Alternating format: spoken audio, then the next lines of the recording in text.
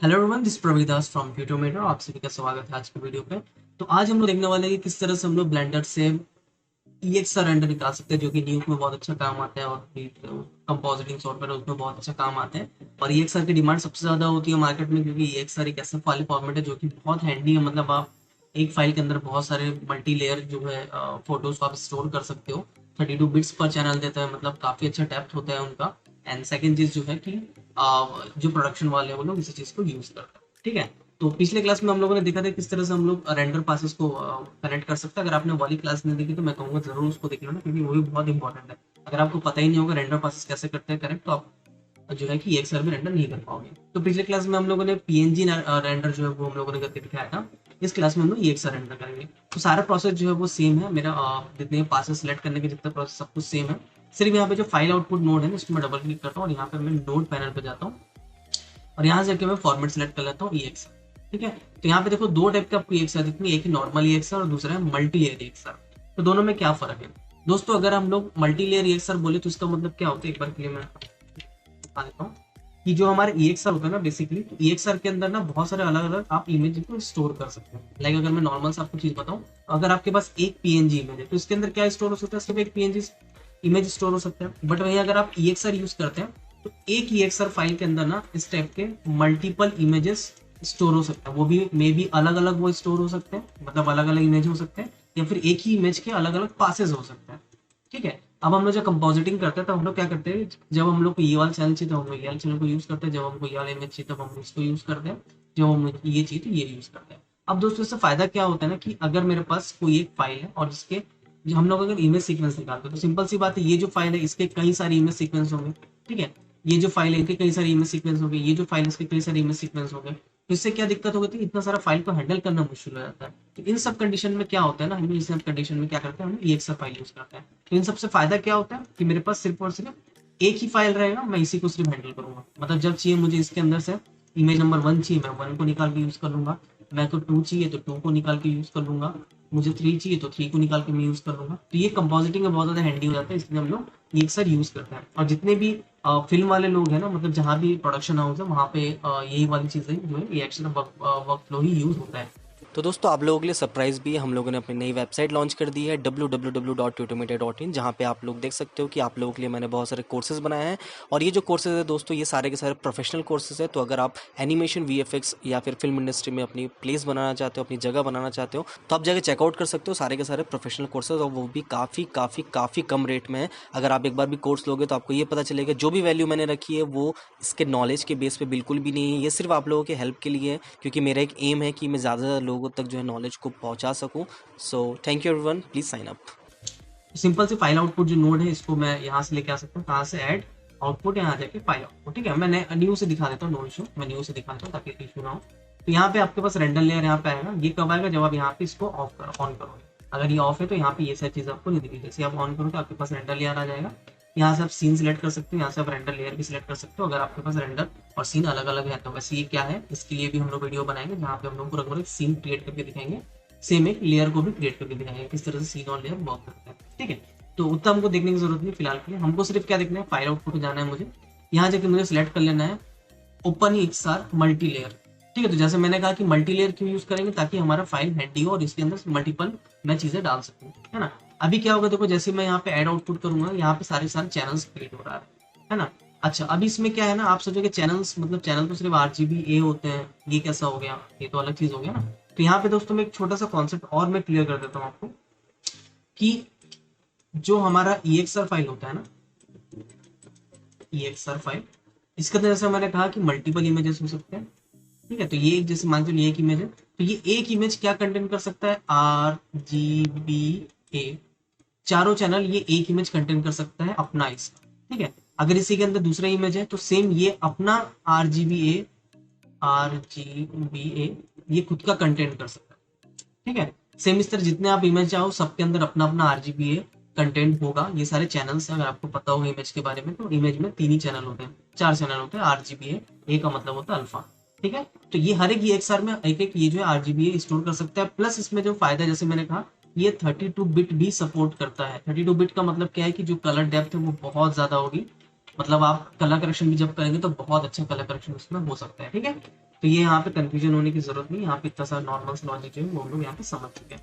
Next मैं file output में आता हूँ और जो जो नाम मुझे देना है वो सब मैं नाम दे सकता हूँ। लाइक मुझे सबसे पहला जो नाम देना है वो देना है लाइक RGBA, ठीक है।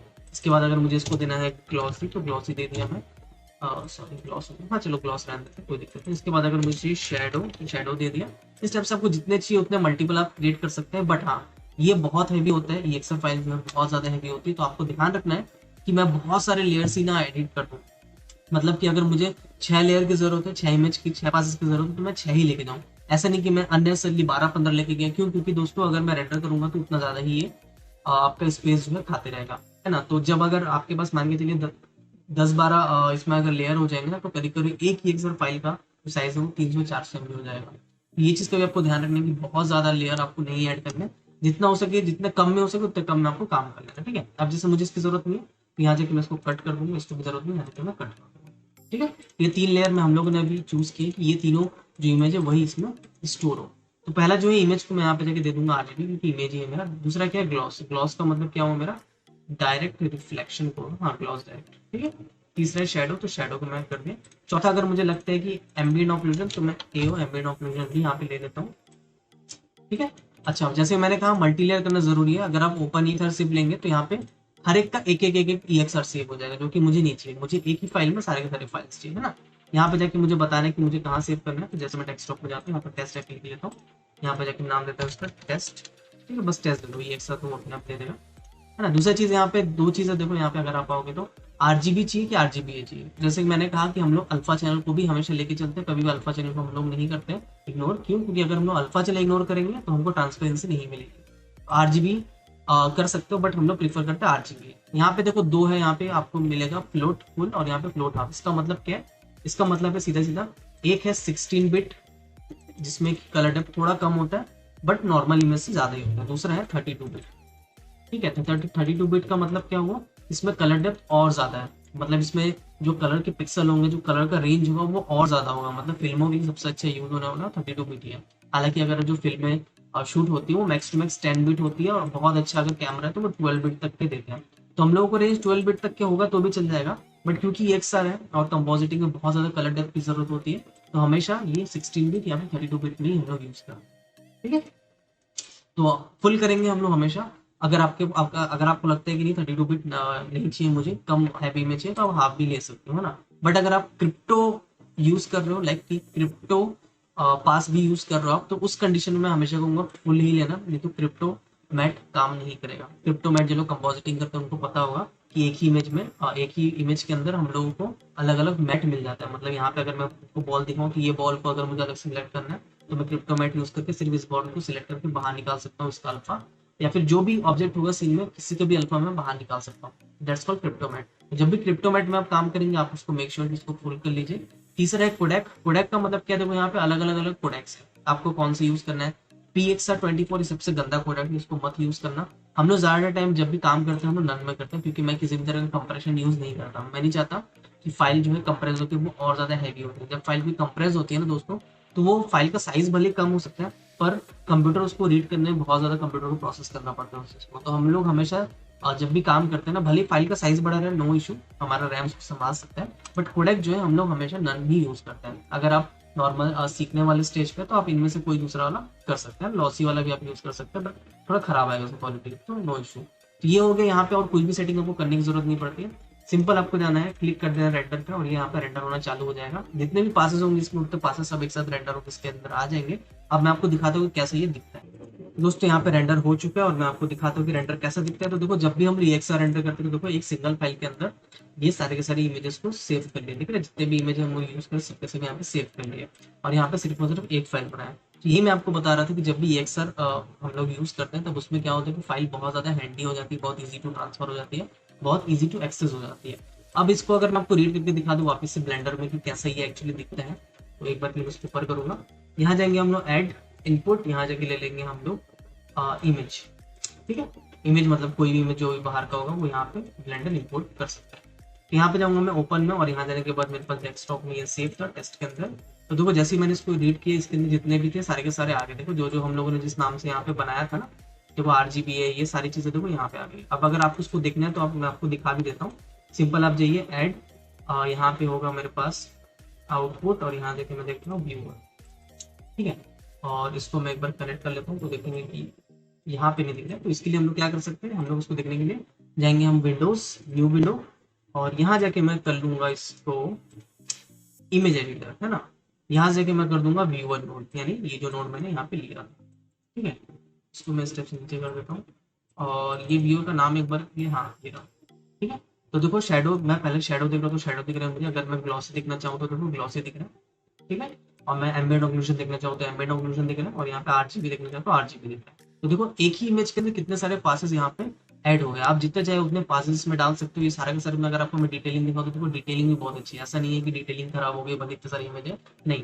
जो जितना आप इसमें कंप्रेशन कम लगाओगे उतनी ज्यादा डिटेलिंग रहेगी, उतनी ज्यादा कलर डेप्थ इसमें रहेगा।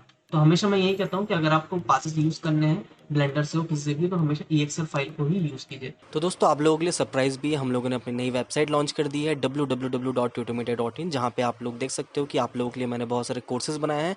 और ये जो कोर्सेज है दोस्तों, ये सारे के सारे प्रोफेशनल कोर्सेज है। तो अगर आप एनिमेशन, VFX या फिर फिल्म इंडस्ट्री में अपनी प्लेस बनाना चाहते हो, अपनी जगह बनाना चाहते हो, तो आप जाके चेकआउट कर सकते हो सारे के सारे प्रोफेशनल कोर्सेज, और वो भी काफ़ी कम रेट में है। अगर आप एक बार भी कोर्स लोगे तो आपको ये पता चलेगा जो भी वैल्यू मैंने रखी है वो इसके नॉलेज के बेस पे बिल्कुल भी नहीं है। ये सिर्फ आप लोगों के हेल्प के लिए है, क्योंकि मेरा एक एम है कि मैं ज़्यादा लोगों तक जो है नॉलेज को पहुंचा सकूं। So thank you everyone, please sign up. तो दोस्तों एक छोटा सा ट्यूटोरियल था जहाँ पे हम लोग पासेस को किस तरह से EXR फाइल में कन्वर्ट कर सकते हैं, वो मैंने दिखाया। होप से आप लोगों के लिए बहुत नॉलेजेबल होगा। अगर आप चाहते हैं कि इस टाइप की मैं वीडियोस लाते रहूं तो प्लीज हमको सपोर्ट कीजिए सब्सक्राइब करने के बाद, और सब्सक्राइब करने के बाद बेल आइकन जरूर दबा दीजिएगा। अगर आपको लगता है कि मुझे इस टाइप के छोटे छोटे टॉपिक्स पे वीडियो और बनानी चाहिए तो आप मुझे कमेंट बॉक्स में और भी टॉपिक्स के बारे में बता सकते हैं। मैं जरूर आप लोगों के लिए वो वीडियो लेके आऊंगा। तो दोस्तों मैं आपसे मिलता हूँ फिर एक नए वीडियो के साथ, नए टॉपिक पे। तब तक के लिए दिस प्रविदास। तो दोस्तों आपको ये वीडियो कैसा लगा मुझे कमेंट बॉक्स में जाकर जरूर बताइएगा, और अगर आपका वीडियो अच्छा लगा हो तो प्लीज लाइक करके हम सबको मोटिवेट जरूर कीजिएगा। अगर आप हमारे चैनल पे नए हैं तो प्लीज सब्सक्राइब किए बिना मत जाइएगा, और बेल नोटिफिकेशन को ऑन करके कर लीजिए ऑल। अगर आपको किसी भी सब्जेक्ट पे पेड ट्यूटोरियल चाहिए तो आप मुझे नीचे डिस्क्रिप्शन पे दिए हुए ईमेल आईडी पे मेल कर सकते हैं। तो फिर मैं मिलता हूँ आपसे एक नए वीडियो में नए टॉपिक के साथ। तब तक के लिए दिस प्रविदास साइनिंग ऑफ।